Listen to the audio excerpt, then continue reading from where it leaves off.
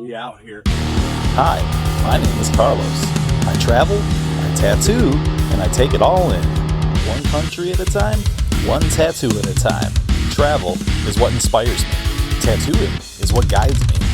This is how I interpret the world. This is the global canvas.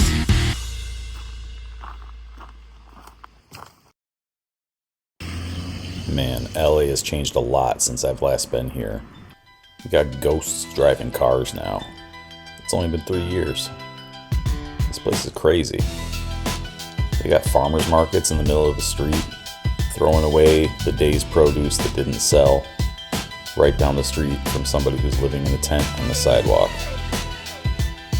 But that's the dichotomy or the duality of LA. A place that's got its troubles, a place that's got its troubled people. I came out here to get tattooed by one of my favorite artists in the game. Let's call him Dean. He's one of the wildest people I've ever been tattooed by. And to fully respect the chaos, I decided to present this interview uncut, as shot, no edits.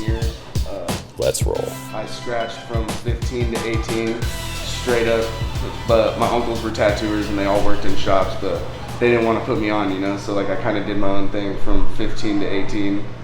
And then I met Avis who like really changed everything, and he got me my apprenticeship, and I apprenticed from 18 to 20, and then I'm 10 years out of my apprenticeship now. Did Avis apprentice you? No, so his best friend Ellery, which was, he's like my good ass homie, but it was his best friend. He goes by Torture Temple 4815 on Instagram.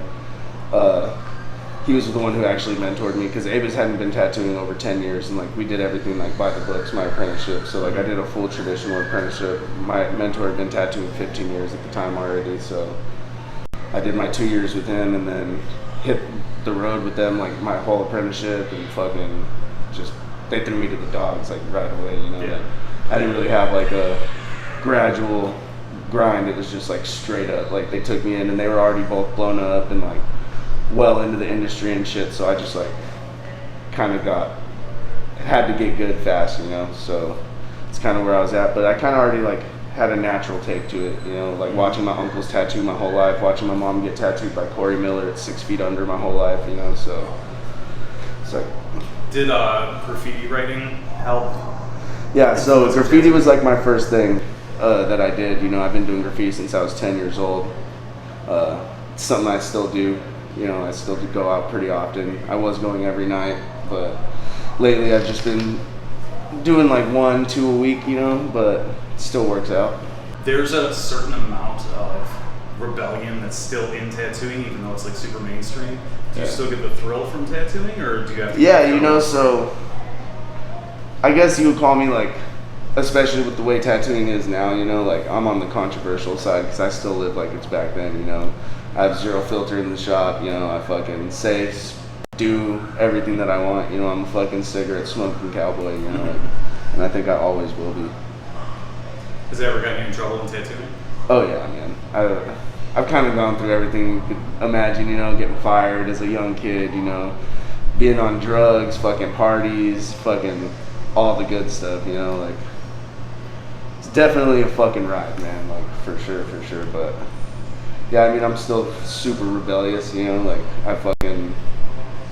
I'm on a constant gypsy tour, honestly. I just fucking travel, do what I want, drink beer, smoke cigarettes, smoke weed, fucking go all out. I wonder about this because LA has a homelessness issue that seems like it's revolving and constant.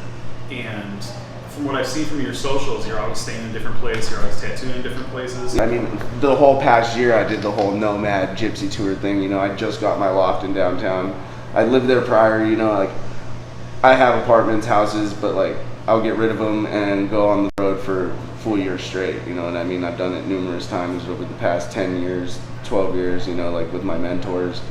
And like we've been couch surfers for months and months at a time, but with plenty of money in our pocket, we still got cars, we still got all our stuff in fucking storage, but like you said, it's selective homelessness, it is a luxury, it's like being able to do that and like still like get everything done that you need done, it's like, it's a lot different than like being in Skid Row, because like I live in Skid Row, like I'm not gonna say the exact cross streets, but like right outside my house, dude, like there'll be a fucking dude covered in fucking shit, you know, and fucking sleeping on the ground on a box. But then you go into my apartment, and it's fucking most beautiful apartment you've ever seen. You know what I mean? So it's like that type of homeless is a lot different than the selective fucking just traveling the world. You know what I mean? But I do get like there is a stigma behind it because you do have that thought of like, fuck, like if I did want to just stop right now, where would I even go? You know, like, and it's not that you can't get somewhere, but it's not just like that where you could just fucking go home and like you if you had a place, you know. So there is still that thought behind it that like makes it hard, but at the same time, like when you're having fun, like, you could push pretty much anything aside, you know. Yeah. I want to ask a couple questions about graffiti because I'm not from that world. Yeah, of course. I have some pretty cool tattoos on me from writers who became tattooers, and I know that there's tattooers who. Do tattooers even go from that direction to the other one, or is it always graffiti to tattoo? Right now, it's like super popular. You know, we're living in a world where like social media it influences everybody on what they do. You know, and like that's one of the things that did blow up. So there are the tattooers that become graffiti artists. You know, and like I'm not gonna say no names, but like you could tell. You could always tell like the type of graffiti. You know what I mean? Like dudes that grew up doing graffiti before tattoos, it's just so much more of a natural flow, you know what I mean? Like, and like style wise, you know, it's not super structured, you know, like there's still that looseness that you had before tattooing, because tattooing just teaches you just straight up and down, super flowy, like everything like that. So it tends to make like people get real basic. And I don't want to say basic, but in like graffiti, it's just all about layering and how crazy you could go, at least in the type of graffiti I do, you know what I mean? So usually you could tell if it's like a tattooer that became a graffiti writer because they're going to be doing like more old Englishy styles, you know what I mean? Instead of like the super loose, wild, connected, fucking crossing through styles, like the stuff you see me and my friends do, you know, or like other writers that are like from here, you know, like there's a lot of good graffiti writers from LA, you know what I mean? Like some of the biggest, best crews, like OTRs, MSKs, LTSs, KOGs, fucking UCLAs, fucking PCHs, like all these writers are like so amazing, you know what I mean? And a lot of them aren't even tattooers, they're just writers, you know? Yeah, I'm fascinated with it because like it is maybe the last illegal art form. And tattooing used to be in that space. Like, we've been in a legal industry longer than a legal industry at this point. So it is always fascinating to me, the legality side of it. Is there any particular experience you remember getting too close to the law while? I mean, just this January, man, I ended up getting caught in a spot where I shouldn't have. You know, like out here it's super chill, but this spot wasn't, and I got caught and I ended up going to jail because I was already violating and stuff, and like being where I was at, the person pressed charges, like a bunch of shit like happened. So plus my violation, I ended up having almost to do like some time, you know, especially like for some prior shit. So I mean, I did go to jail, I had to bail out and stuff, and then like go through like 2 years worth of court stuff, you know what I mean, damn near, because I was already going through it for the shit prior, you know what I mean? So like it was already going through, that was like 2 Decembers ago for the charge that I was already violating on, you know what I mean? So all this got brought up, and I was already still doing the court shit for that, and then this happened, so it just all started stacking up, you know. And what's a normal like penalty for getting caught doing? Usually it's just like out here, they'll pull up and tell you to get the fuck lost, you know, and like the most they'll do is like take you in and cite you out, and then you leave that night, you know what I mean? Like it's usually not anything crazy, you know, like because my buddy that got caught with me, he got cited out that night, but since I was already violating my charge that I got prior, they kept me, and I had to like go through a whole another process and shit, you know, so because I wasn't supposed to be doing it.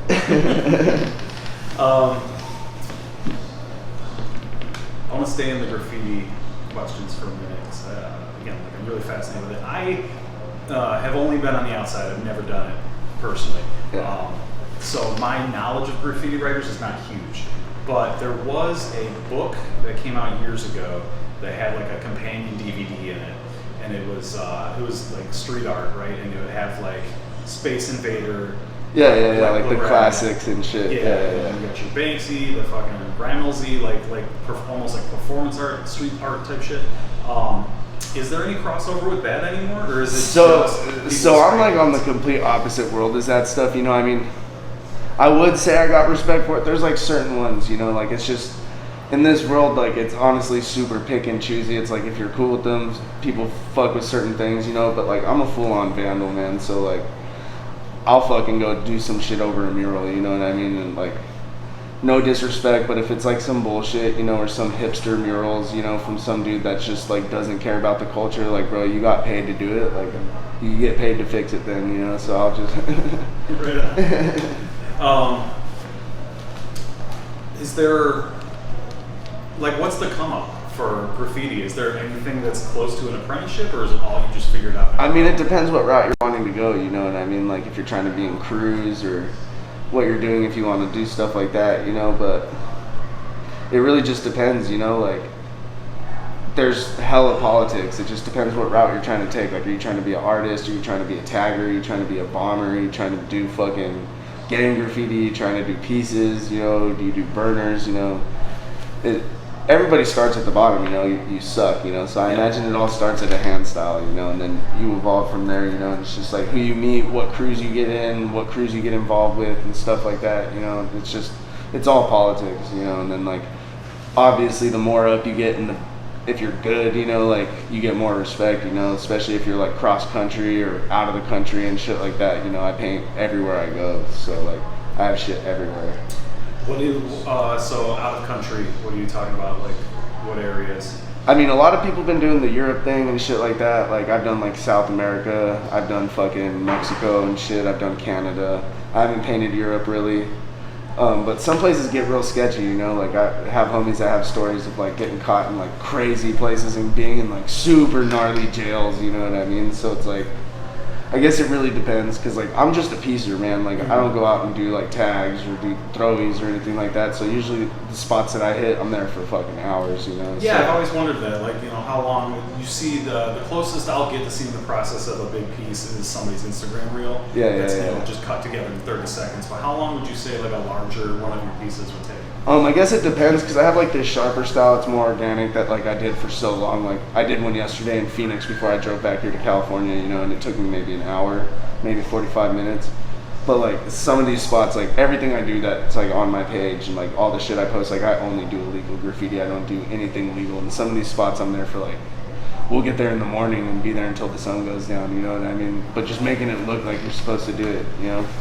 But most of the time, like, cops out here, like, if you don't have a fucking gun or you're not selling drugs and shit, and you just like talk to them fucking normal, like, yo, I'm gonna paint this, like, nothing you can do about it. They'll pretty much just be like, all right, lift your shirt, show me you don't have a gun, and then they'll fucking take off. Just roll off. Yeah. Is the police force in LA that organized?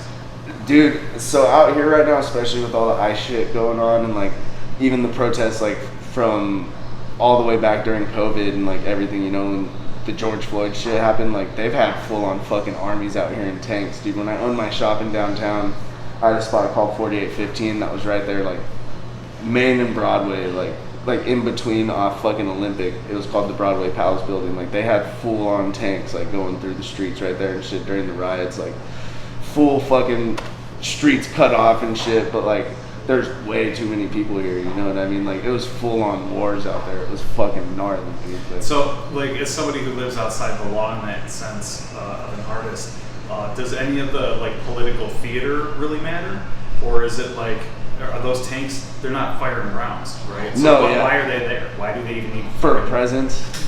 I guess it's just they're trying to serve fucking any type of purpose to their fucking whatever bullshit they're fighting for, you know what I mean? Like they're fighting against their own people, you know. It's kind of fucking dumb, I guess, you know, and we're destroying our own shit in the process. Like we're fighting for our freedoms or whatever the fuck everybody's saying, but we're destroying our own shit in the process. It just fucking makes no sense, dude. Like that's why like I keep up with shit, you know what I mean? Like as much as like a normal person should, you know, like stay educated on things, but like my opinion is just like a choice ignorant, you know, like I kind of, because there's so many opposite opinions, you know what I mean? And like my opinions are always so strong, and I spent so many years getting into arguments with people that now I kind of just stay the fuck out of everything, you know? Like, I have my opinions and like I'll express them, you know what I mean? But like I spent time like fighting for what I thought, you know, like with people, and like I just came to like this fucking realization that like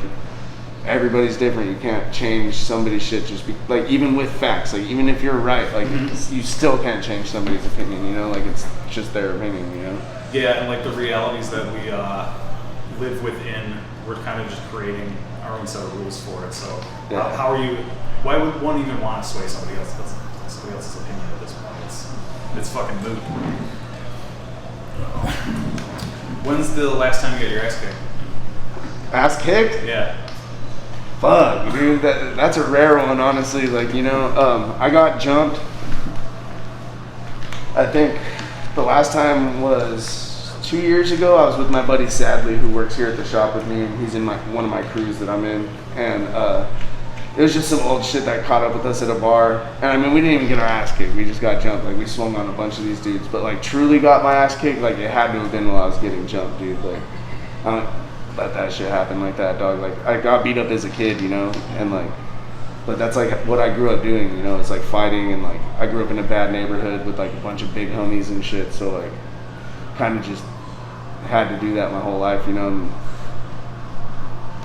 fuck, I'm trying to remember, like the time I got jumped, it was at this venue out here called Rare House, and basically what had happened is we ran into this dude, and he had did some crazy shit to my homie's mom's house, and we had already been looking for this guy, and we saw him at this spot, and somebody ran up and was like, yo, he's here. So we all go up, and I already see like my homies like talking to this fool, like trying to like talk shit out, and I was like, no, there's no talking to this fool. So I pushed him out the way, and I just socked this fool, and we start fighting and shit, and I just saw red, and I used to just carry brass knuckles on me all the time, so I pulled him out, just like not even thinking. I just started fucking him up with him like bad, dude. Like his teeth were all chipped up, his eye was like fucking almost hanging out, and like all his homies started jumping me, like 20 dudes, dude, like big ass dudes, and like I was just on the ground like this, like getting stomped out, and that was probably like the last time, you know. I asked because I remember seeing something about that on Instagram, and I was like, God damn, dude, chill out.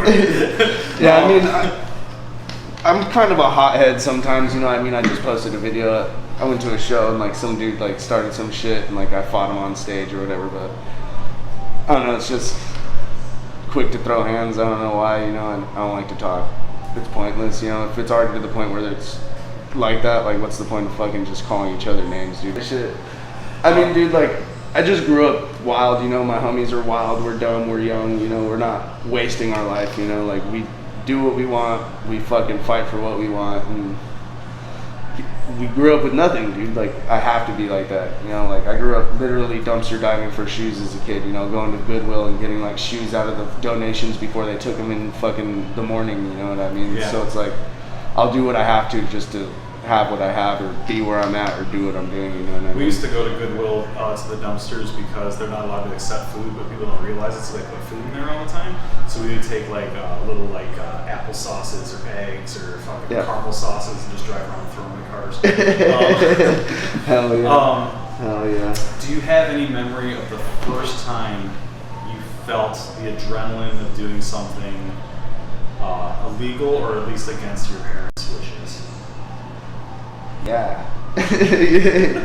Yeah, honestly, dude, I truly think it was like one of the first times I smoked weed, dude, and it was with my cousin, and like my dad was a stoner, but my dad, he was also like, he did everything, dude. My dad was like crazy guy too, kind of like how I am, you know, just like apple didn't fall too far from the tree, you know. So I remember we were little, dude, and like I knew where my dad kept everything, you know. I was that fucking kid that went through his shit, you know, when he wasn't around, like fucking everything, you know. So my cousin was like, we should try to smoke weed, and I was like, I know where it's at, dude, you know. So we were just like stealing little pieces at the time, you know, like little chunks out of his weed all throughout the night, because my dad, he built bikes, like bicycles, like that's what he did, like for a hobby, is he like restored like vintage bicycles. So he would always be like out in like one of his workshops, like at the house, you know, like working on bikes, and he had like his little like in the garage, like a room type thing built into it, you know what I mean? But like on some dad shit, you know, made out of like fucking vinyl posters from like shows and like shit like that, you know, with like a couch in there and like a TV and shit, like where him and his homies would like sit in there and smoke weed, you know, type shit, like full dad shit, you know. But I was like sneaking in and out, and we were like running down the street to like all the way to the corner and like smoking these little pen cap pipe hits, dude, and then like going back and stealing more. And I remember just like that was like my first like huge adrenaline thing, because like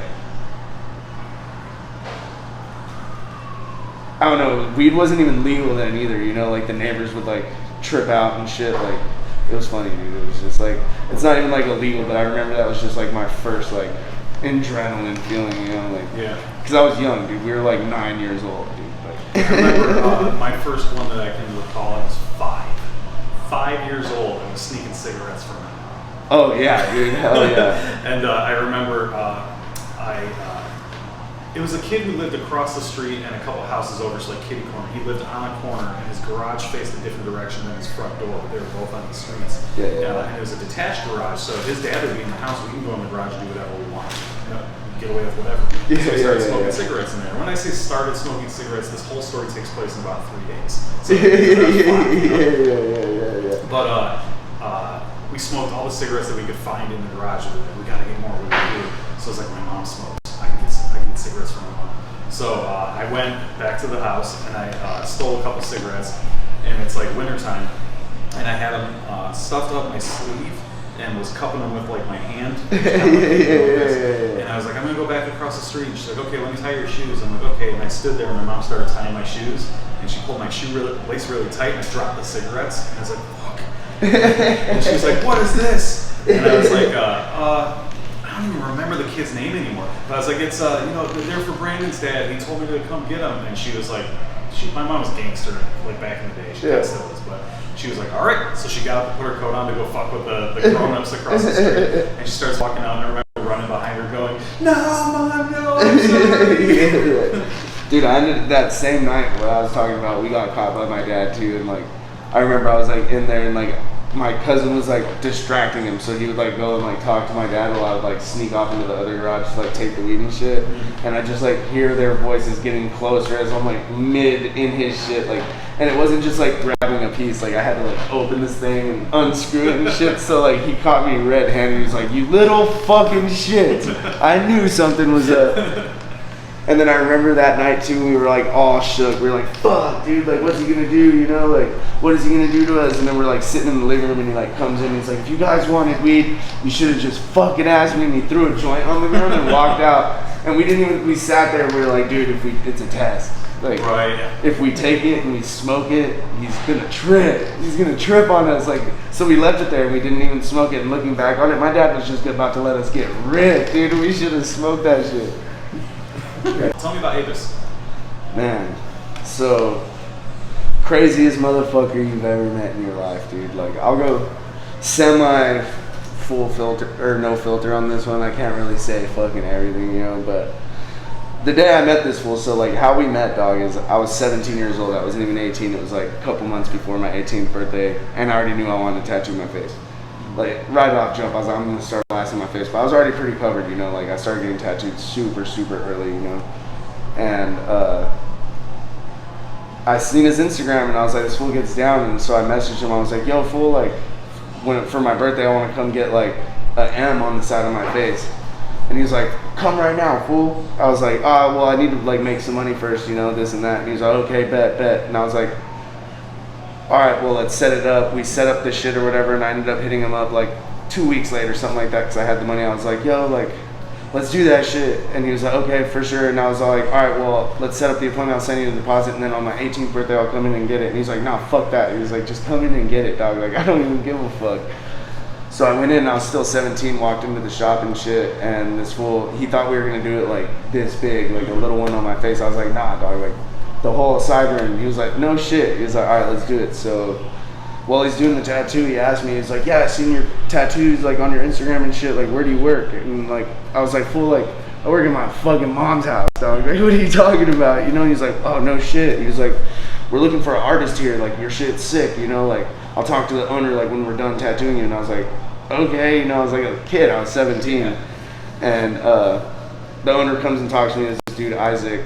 Fuck that fool. But he comes up and he was just like, so how old are you? And I was like, I'm about to be 18. He's like, I can't even fucking hire you, dude. He's like, but if you want to apprentice, you can apprentice here. And me with no knowledge of anything, I was just like, yep, I'm down.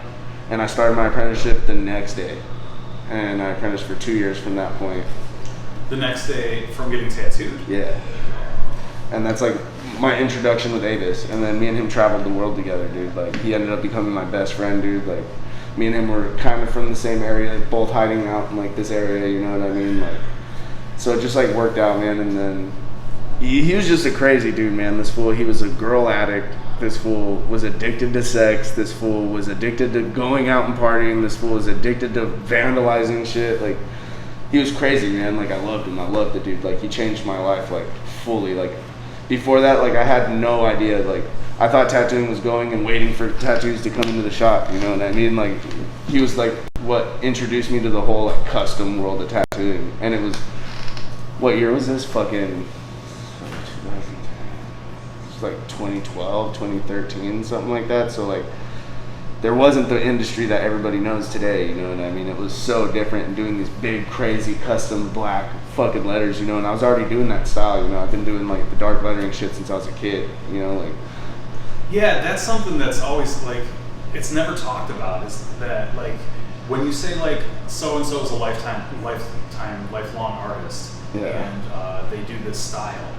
Like, I was drawing fucking like hacked limbs in notebooks in high school. It wasn't oh, okay, well, I painted and I did a lot of like paint by number until I learned how to paint, and then I became a tattooer, and then I did the dark shit. It was like, it was in me from the beginning to the morbid fucking shit, you know? And I never hear that about lettering. No, the lettering, man, it all started, like, dude, I listened to, like, metal and black metal and fucking, like, grind and fucking, like, just crazy-ass bands my whole life, you know what I mean? So I was just drawing logos, like, with crazy-ass shit. Nobody was doing it with tattoos, man, and, like, this is, like, super controversial thing, but I'll call out any artist on the planet. Go find any artist that does this style. Any artist, and find anything that dates back before me and Avis. Can't.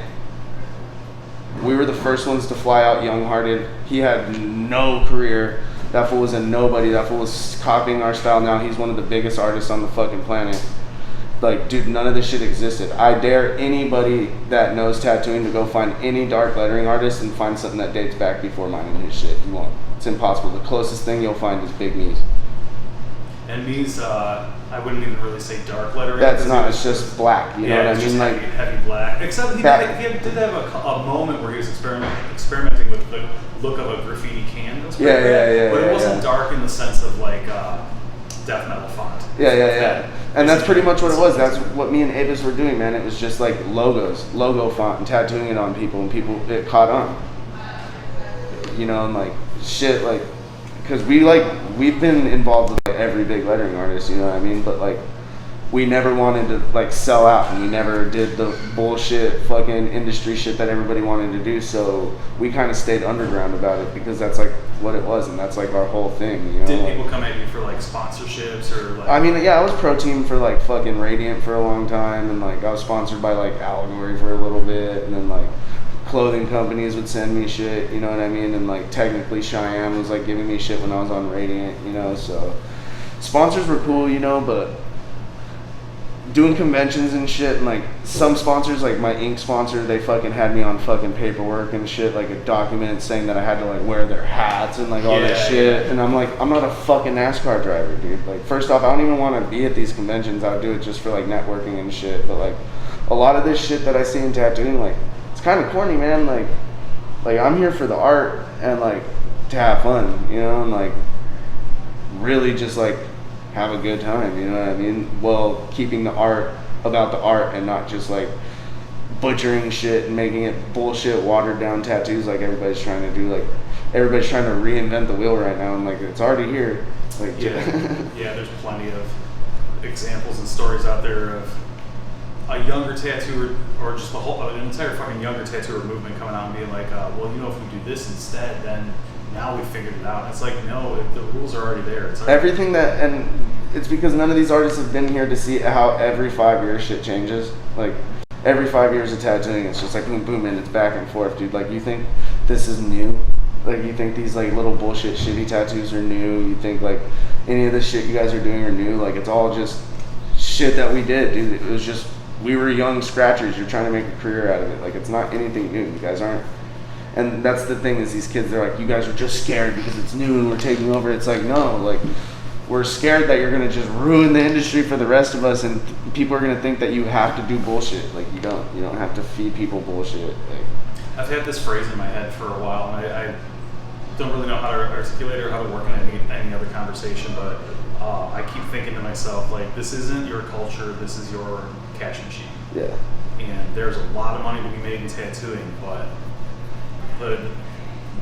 when we came up, the culture came first. The fundamentals came first. The tradition came first. The history came first. I remember trying to talk to a different apprentice while I was apprenticing, but I had been in for like a year before him, and I was like, hey, listen, just so you know, you're not going to make any money in the beginning. And even, like, I wasn't making any money, but even in saying that, like, the guys at the shop were like, what the fuck are you talking about money? Like, this isn't about money. Yeah, no, it never was about money. I didn't, like, dude, I've touched so much money from tattooing, you know, and I never thought that that's, like, what it was going to be, you know what I mean? And, like, I don't make it about the money, like, it's fucking nice making this money, you know what I mean? Like, but it's about the culture, like you said, and, like, knowing this shit, and now kids don't even know anything. Like, you can't fucking talk to them about previous artists because they don't know shit about nobody. You can't ask them about machines, they don't know shit about machines. You can't ask them about fucking anything that they don't sell on Amazon. Right. So who's going to innovate? Who's going to, like, create the next hit? Like, the innovation is going to be when everybody realizes that these kids are bullshit and we stop giving them the power and letting them work in shops and fucking giving them the clout on Instagram and shit and just actually telling them what they are. They're fucking scratchers, dude. Do you think that insulting matters to younger people? No, they love it. They think when the old people are insulting them, it makes them stronger, and it's just like, dude, they're trying to create their own subculture of, like, an industry that's all about being part of this one strong industry that not everybody could be a part of. Like, why would you want to break that up to, like, make some fucking butchered, shitty version of it? You know what I mean? Like, these kids... Because they want to be cool and they want to be part of the club, but don't want to pay the entrance fee. Yeah, exactly. They don't want to get jumped in. Yeah, they just want to be on the list. And, like, I'm just a firm believer that, like, all these kids, you know, like, one way to tell if somebody's a scratcher is if they say, use the word cyber sigilism. That's not a real style. There's nothing cyber about it. If it was cyber, it would be laser cut line work, not scratchy bullshit line work. So it's automatically not cyber. The only reason they call it cyber is because a whole generation of kids that were on ketamine at raves fucking tattooed a bunch of scratcher bullshit. And then sigil, it's not a sigil. Sigils they mean something. Like, it's a fucking character that means something. It's not just some fucking symmetrical design that you scratch together, you know, like some neo-tribal design. Like, these people, like, they're just butchering the industry. Straight up butchering the industry. So what do we do? Beat them up, like the past, like back in the day. You fucking burn their shops down with Molotov cocktails and kick their ass and ride away on our fucking Harleys, dude. I don't know why we're getting soft with them. Like, what the hell's going on? Yeah, so I'll use some names. I don't know if I'm gonna put it on my video or not, but our shop that we owned up until a handful of months ago. It was in Livonia, Michigan. The only tattoo studio for 30 years before that in Livonia, Michigan was Eternal Tattoos, owned by Tramp, owner of Eternal. Yeah. Probably one of the most prolific contributors to tattoo. Yeah, 100%. I think that's undeniable. Back when we opened our shop, we were, like, the industry was turning and changing, but I was still coming from an apprenticeship that was 2010. From a dude who learned how to tattoo 1989 or whatever. Yeah. So at this point, I have the threat of Tramp and the fucking Scorpions are going to come get you for opening in their town. You better be careful. So we opened our shop knowing that the first few days a brick would get thrown through the window. Knowing that somebody's going to come and try to fucking break my hands for doing this shit. Didn't happen. And now we have in Livonia like 7 tattoo studios, which compared to LA is nothing. But it's like, goddamn, like, I kind of hang my hat on the idea that we had the balls to say, let's do it, let's open in somebody else's turf and see what happens, just because I grew up in that city. And I know by the time that I was tattooing, Tramp was already way out. He was, you know, his whole empire was out in a different city. I think it was called Brighton, away from where we were. But there was some threat. There was fucking threat in the old school. I mean, dude, it's a big part of my background is a traditional background, you know, with bikers and shit, you know what I mean? So, like, I went through all that crazy shit too, you know what I mean? Like, dude, we used to fight other shops, dude. We used to fucking, like, have literal beef with, like, other tattooers and shit, you know? And, like, now, like, when you do that, like, you're a piece of shit, you know? Like, don't get tattooed by this guy. Call the police. Yeah, call the cops. Let's share a story back and forth. Okay. I'm going to share what I think is the most illegal thing I've ever done on paper. And I never got caught for it. I've never gotten in trouble for anything like that. I feel like it makes me soft when I've done some stupid shit. And the statute of limitations on what I'm about to describe is well past because this happened 15 years ago, at least. But I used to do hip hop. I did horrorcore hip hop before what it is now. And so I grew up in the Metro Detroit area and ICP. I don't know if you I was just about to say on some ICP juggalo shit. Yeah, it was inescapable for somebody. Well, first off, dude, like people don't even understand like how influential ICP was, dude. Like they were the first ones to sign 3-6 Mafia with Psychopath Records. You know what I mean? So it's like, dude, like so much shit that like people listen to and like the style is now came from that. Yeah, and there's like some really like clipping.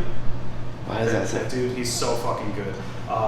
There's like some really good high-end horrorcore that's come out since then. But this was back in the beginning when it was just like some white trash kids making scary rap music, right? So anyway, I used to do that style and got pretty good at it and made a little bit of noise. I used to do that style and made a little bit of noise in the area. We were not selling out venues necessarily, but we could pull 100 people to a show.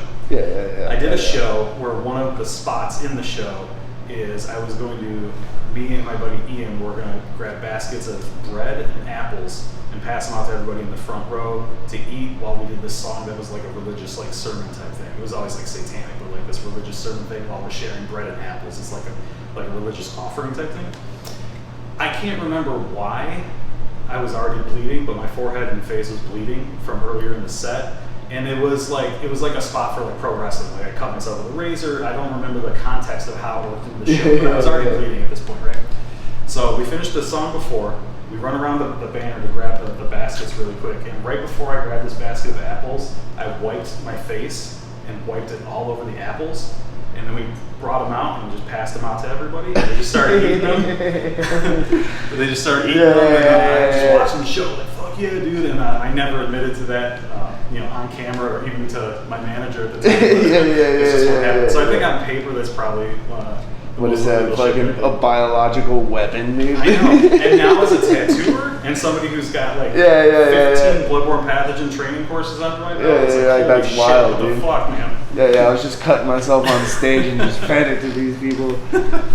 But like, I mean, and I'm not proud of this behavior. It's just like, it's wild shit. And it's just funny to talk about. Dude, now that I'm adult, it's past. But part of me still respects the poetry of it and being like, I was in the moment. I was performing this piece of art, and this is part of that. And if I can't talk shit about the people in the audience because they didn't know what the fuck was happening, Like they probably couldn't even taste it. I don't know. But I was like, dude, like it felt real. It felt like in that moment that art was more important than it'd be like violating somebody else's body at that point. I was just like, this for the sake of art, I have to do this performance piece. Yeah, man. So I have like a legal story about when I owned my shop where it was for the art. You know what I mean? I owned a shop in downtown, the one I was talking about, and we threw 4 shows a week there, like numerous shows with every type of artist you could think of: hardcore, punk, hyperpop, fucking pop rappers, fucking metal bands, fucking everything you could think of, dude. So, but we would let everybody come, dude, and like we were making hella money off of it and shit, and fucking underage drinking, every bad thing you could think of, and got numerous fucking citations and everything. And it got to the point where I got sued by the city and they took my shop and fucking ended up becoming a big ass deal. But it was for the art and it was for the music, and it fucking worked out, man. Fucking ruined my life, but it's hard for me to get a spot now, but it was definitely worth it, man. We did one show at a place in it's called Peabody's Down Under. I think it was like Columbus or maybe Cincinnati. It was in Ohio. And I like to drink absinthe.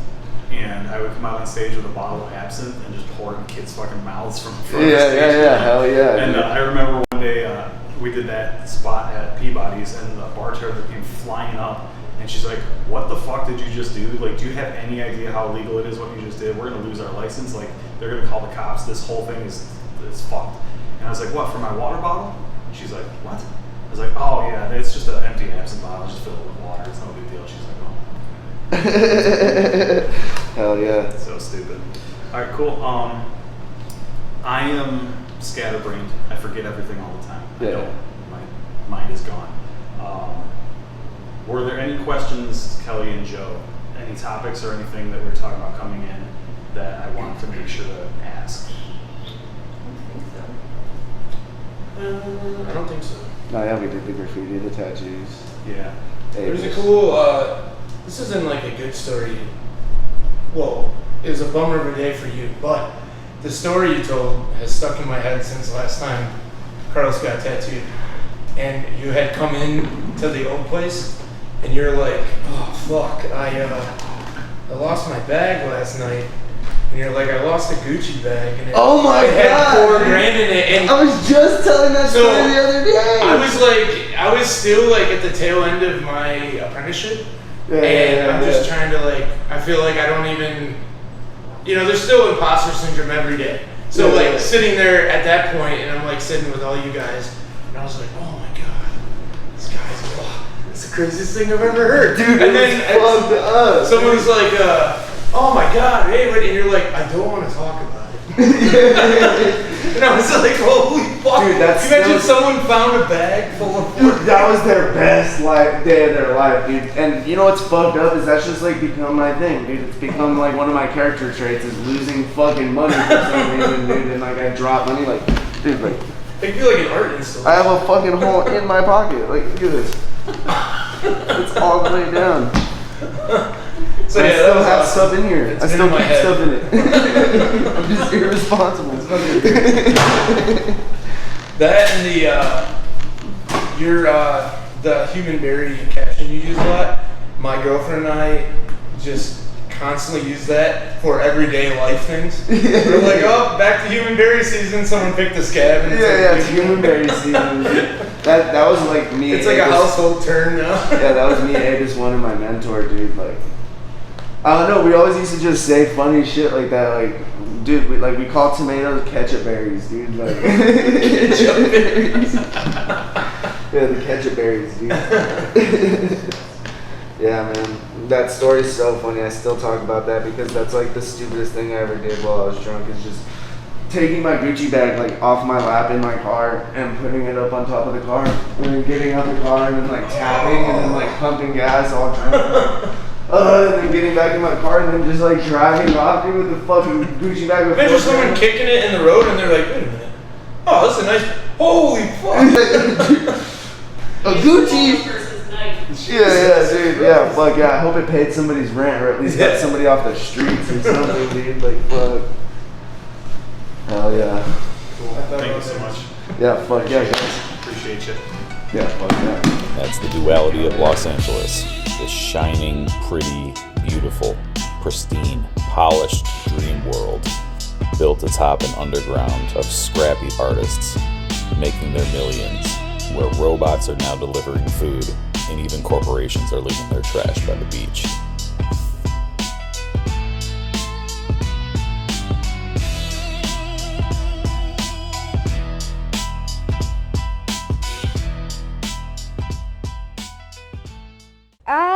Gecko!